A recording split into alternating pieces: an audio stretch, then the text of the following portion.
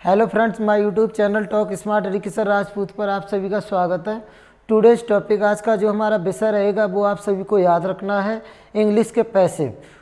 तो इंग्लिश के पैसिव के लिए आपको ध्यान रखना, जो हमारे 12 टेंस होते हैं उसमें से जब इंग्लिश की पैसिव बनाते हैं एक्टिव से पैसिव, तो उसमें 8 ही टेंस की पैसिव बनती है। तो उसमें से हमारे 7 भाग हो चुके हैं, ये 8वां भाग बचा हुआ है। जिन छात्र एवं छात्राओं ने हमारे शुरू के वीडियो नहीं देखे हैं एक्टिव से पैसिव बनाने के लिए, तो वो सबसे पहले उन्हीं भागों को देखें, जिससे ये समझने में आपको आसान रहे। क्योंकि जो आपके जो शुरू वाले भाग हैं उनमें नियम लिखाए हुए हैं हमने, जो मेन इसमें 5 रूल होते हैं वो इसमें हम नहीं लिखाना चाहते हैं। इसीलिए आप सबसे पहले उसे देखें प्लेलिस्ट में जा कर के, तो आपको ये समझने में अधिक आसान रहेगा। तो आइए इसे देखते हैं। सबसे पहले आपकी हेडिंग पड़ी हुई है फ्यूचर परफेक्ट टेंस। तो इसमें आपको याद रखना है रूल नंबर 1। रूल नंबर 1 कह रहा है कि अफर्मेटिव सेंटेंस। अब जो वो 5 रूल हम आपको उन टेंसों में लिखा चुके हैं, तो वो हम यहाँ पे आपको शॉर्ट में बता रहे हैं, ठीक। तो पहला रूल आपको ध्यान रखना है कि एक आपका सब्जेक्ट होता है और एक ऑब्जेक्ट होता है। ये क्रिया की फर्स्ट फॉर्म होती है, सेकंड फॉर्म होती है, थर्ड फॉर्म होती है और फोर्थ फॉर्म, ये क्रिया की फॉर्में होती हैं। तो वो कहने का मतलब ये याद रखना है कि क्रिया की 5 फॉर्में होती हैं, ठीक। तो जो पहला रूल हमने आपको लिखाया था इसमें कि जो आपका ऑब्जेक्ट होता है उसे सब्जेक्ट के स्थान पर लाते हैं। पहला रूल याद रखना है कि जो वाक्य में आपका ऑब्जेक्ट होता है उसे सब्जेक्ट के स्थान पर ले आते हैं। कहने का मतलब जो कर्म होता है उसे कर्ता बना देते हैं। दूसरा रूल याद रखना है आपको कि हेल्पिंग वर्ब 12-34 के अनुसार लगाते हैं। जो दूसरा रूल है वो आपको ये याद रखना है कि हेल्पिंग वर्ब जो होती है वो 12-34 के अनुसार लगाते हैं। किन के अनुसार लगाते हैं? 12-34। ये 12-34 क्या होता है आपको ये ध्यान रखना है। अब ये 12-34 क्या होता है? एक माने होता है इंडेफिनिट। अगर मान लीजिए वाक्य आपका इंडेफिनिट है तो हेल्पिंग वर्ब कॉन्टिन्यूस की लगाएंगे। जैसे मान लीजिए प्रेजेंट इंडेफिनिट है तो इज़-एम-आर आ जाएगा कॉन्टिन्यूस से।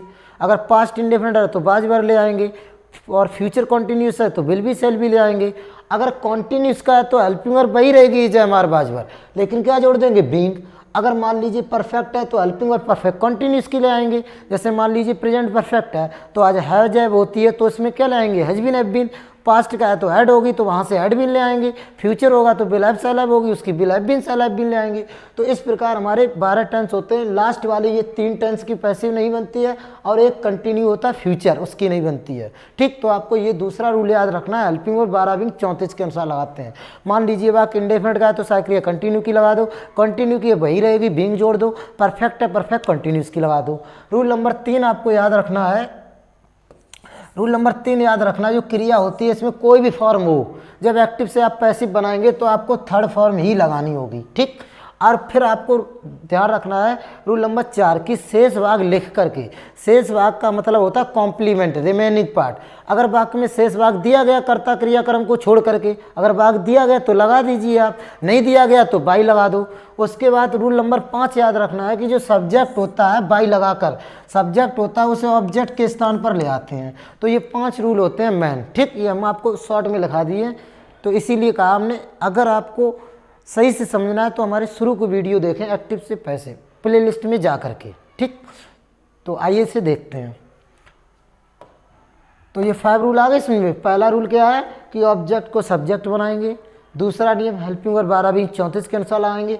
तीसरा नियम क्रिया की थर्ड फॉर्म लगाएंगे। चौथा नियम शेष भाग लिख करके बाई का प्रयोग कर देंगे। 5वां नियम कर्ता को कर्म बना देंगे। अब आगे देखिए आप। तो सबसे पहले अभी हमने लिखाया था कि जो आपका ऑब्जेक्ट होता है उसे क्या बनाएंगे? सब्जेक्ट। तो यहाँ से हम इट उठा लाएंगे, क्या ले आएंगे? इट। ये मेरा ऑब्जेक्ट था इसीलिए हमने ये क्या बना दिया? सब्जेक्ट। ये हमारा बन गया न्यू सब्जेक्ट। अब ये न्यू सब्जेक्ट क्यों है? क्योंकि सब्जेक्ट हमारा पुराना क्या है? वी, और ये ऑब्जेक्ट को हमने सब्जेक्ट बनाया इसलिए क्या हो गया? New subject. क्योंकि पुराना तो वी है, वी अगर लगाते तो सब्जेक्ट नहीं होता न्यू, न्यू तो हमने इसे बना लिया इसीलिए इसे क्या बोलेंगे? New subject. अब इसमें क्या होता है? विल हैव शैल हैव लगता है। अगर आई भी सब्जेक्ट होता है शैल हैव लगता है, अगर आई भी नहीं होता है तो विल हैव लगता है। तो आपको याद रखना है इसमें विल हैव शैल हैव लगती है। जब इसकी पैसिव बनाएंगे तो हेल्पिंग वर्ब 12-34 के अनुसार लगाएंगे। तो हेल्पिंग वर्ब किसकी आ जाएगी? फ्यूचर कंटिन्यू की। वो ये आपका फ्यूचर परफेक्ट है तो आगे ले आएंगे फ्यूचर परफेक्ट कंटिन्यू की। इसमें केवल क्या होती है? Will have shall have. जब आगे लेके आएंगे तो क्या लग जाएगा? Been, will have been shall have been. तो यहाँ पे करता आई भी है, नहीं तो क्या लगेगा? Will have been. अब क्रिया की थर्ड फॉर्म लगा दो तो डन। इसमें क्रिया की थर्ड फॉर्म लगी होती है, वही आपको लगानी होगी। शेष भाग अगर है तो लगा दो, नहीं है तो कोई बात नहीं, तो इसमें है ही नहीं तो क्या लगा दो, बाई। फिर नहीं है तो बाई लगा दो। उसके बाद आपका जो सब्जेक्ट है उसे ऑब्जेक्ट बना दो, तो सब्जेक्ट वी, तो ऑब्जेक्ट क्या हो जाएगा, अस। अब ये मेरा न्यू ऑब्जेक्ट इसीलिए हो गया क्योंकि ऑब्जेक्ट इसमें क्या था, इट। अब मेरा सब्जेक्ट वी था, उसे हमने सब्जेक्ट को ऑब्जेक्ट बना दिया, तो इसीलिए क्या पढ़ेंगे, न्यू ऑब्जेक्ट। ठीक, आगे देखिए। अब इसमें आपका क्या है, दिस वर्क, ये ऑब्जेक्ट है, इसे हम क्या बनाएंगे, सब्जेक्ट। तो उसे उठा लाओ आप पहले, दिस वर्क। अब इसमें आई भी करता है नहीं तो क्या लगाएंगे, सेल। वो हाँ आई भी है नहीं तो क्या आएगा, बिल आएगा। Have been. अब क्रिया की थर्ड फॉर्म लगा दो आप, डन। शेष भाग है ही नहीं इसमें भी, हाँ इसमें तो है प्रॉपरली, तो ये लगा दो आप। अगर होगा तो लगाना ही पड़ेगा, उसमें था नहीं इसलिए नहीं लगाया हमने। अब क्या लग जाएगा, बाई। अब करता हमारा मिस्टर बंसल है तो इसे ऑब्जेक्ट बना दो आप, मिस्टर बंसल।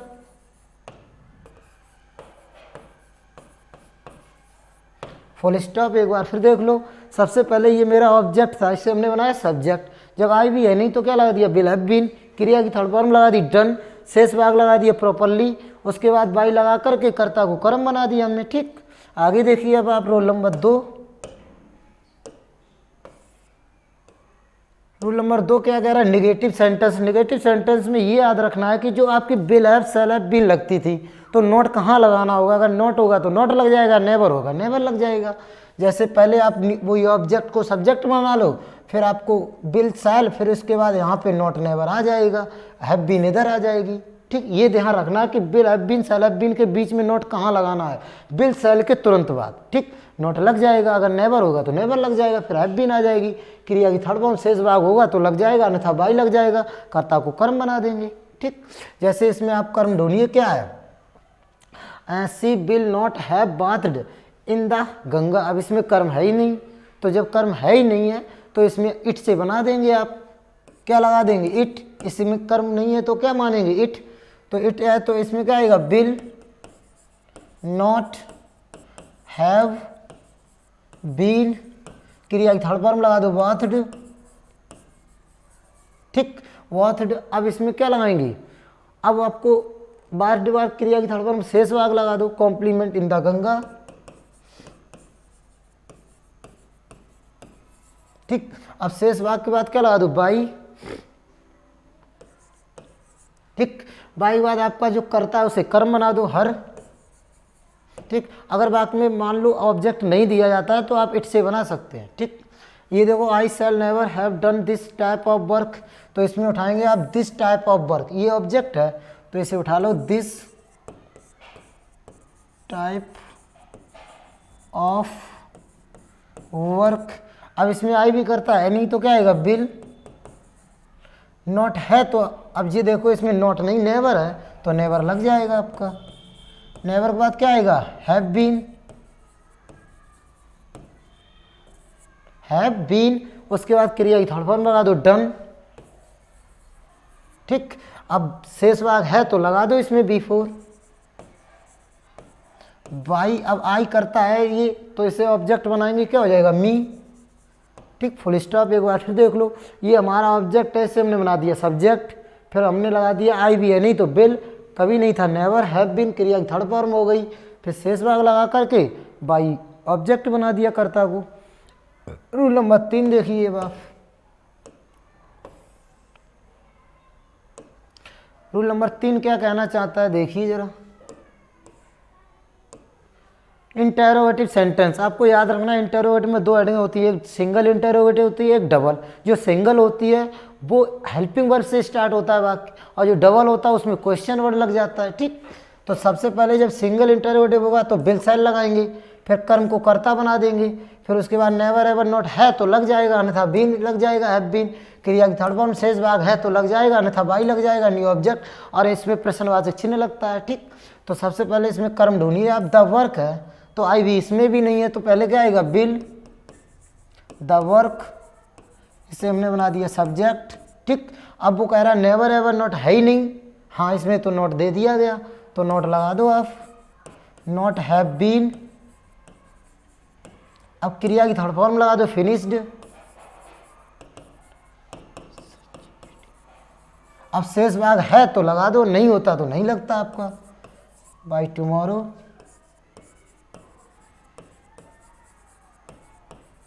अब क्या लगा दो, बाई। ठीक। अब जो हमारा कर्ता है उसे कर्म बना दो, यू को ऑब्जेक्ट बना देंगे, यू ही रहेगा ना, प्रश्नवाचक चिन्ह लग जाएगा। एक बार फिर देख लो, ये तो मेरा था ऑब्जेक्ट, इसे हमने बनाया सब्जेक्ट, तो आई भी है नहीं तो क्या लग गया, बिल। उसके बाद नोट था इसलिए लगा दिया, फिर हैव बीन लगा दिया, क्रिया की थर्ड फॉर्म लगा दी, शेष भाग है तो लगा दिया, उसके बाद फिर बाई लगा के कर्ता को कर्म बना दिया हमने। अब डबल इंटरोगेटिव देखिए आप,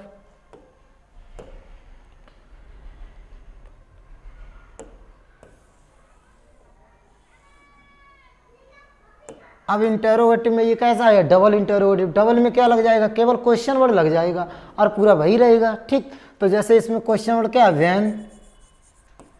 ठीक। उसके बाद कर्म क्या है, योर कोर्स, तो इसमें भी आई भी करता नहीं है तो क्या लगाएंगे, बिल। इसे आप कर्ता बना दो, योर कोर्स। फिर नेवर एवर देखिए कुछ है नहीं है, तो नहीं है तो फिर क्या लगाना पड़ेगा, हैव बीन।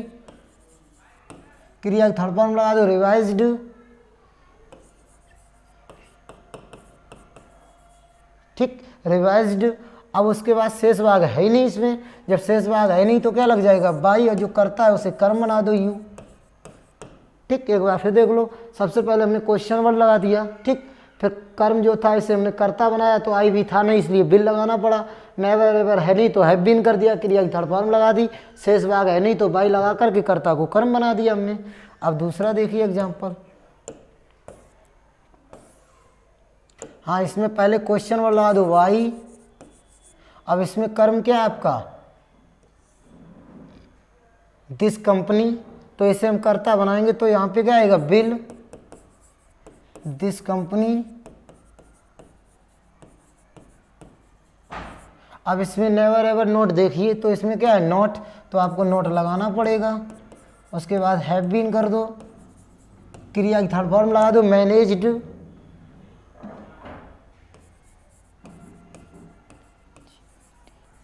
उसके बाद शेष भाग लगा दो, वेल, बाय नेक्स्ट ईयर। फिर बाई लगा दो, बाई लगा करके कर्ता वी, ऐसे कर्म बना देंगे तो ये आपका अस हो जाएगा, प्रश्नवाचक चिन्ह हो गया। एक बार फिर देख लो, सबसे पहले क्वेश्चन वर्ड लगा दिया, कर्म को हमने कर्ता बनाया तो आई भी था नहीं, बिल लगा दिया, इसमें नोट था इसलिए लगा दिया। हैव बीन हो गया, क्रिया की थर्ड फॉर्म होगी, शेष भाग लगा करके बाई लगा करके कर्ता को कर्म बना दिया। आगे देखिए रूल नंबर 5 कह रहा है, इंटरोगेटिव में सी सेक्शन ध्यान रखना है कि जो वाक्य में हु लगा होता है ये खुद स्वयं करता होता है, तो हु को कर दिया जाता है बाई हुम। जब स्वयं करता होता है क्वेश्चन वर्ड कभी पीछे जाएगा नहीं, तो उसे हम पहले ही कर्म बना देते हैं, और जब कर्म बना देंगे तो बाई लग जाएगा, बाई पीछे नहीं लगाना पड़ेगा। ठीक। तो सबसे पहले हु को कर दो बाई हुम। ठीक। अब इसमें हमारा कर्म क्या है, नॉटी बॉयज, ये तीज नॉटी बॉयज, इसे हम कर्ता बनाएंगे तो आई भी है नहीं तो क्या आएगा, बिल, दीज।